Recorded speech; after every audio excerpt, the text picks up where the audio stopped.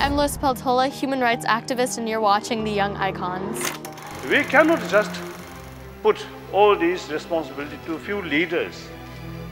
Each of us has the responsibility to think. Imagine being so passionate about human rights that you'd sell your own belongings to help others in need. That's what this teenager did.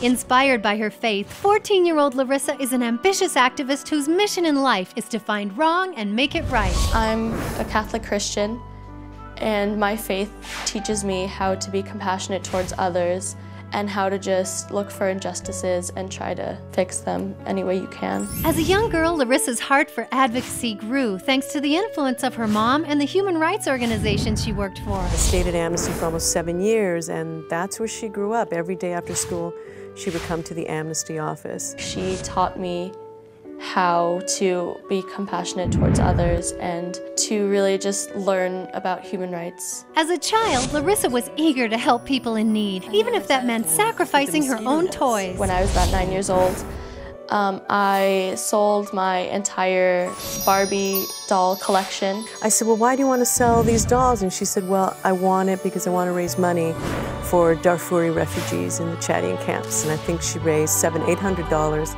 and all that money went to the camps. Get ready to interview the president.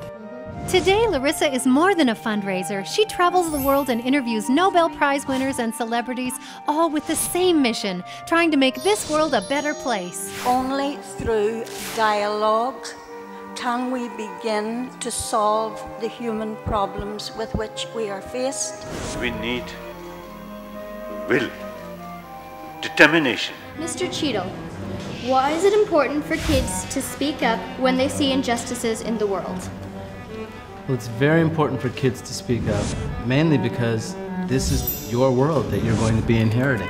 As youth ambassador for Peace Kids, Larissa helps educate her peers about ways they too can make a positive impact.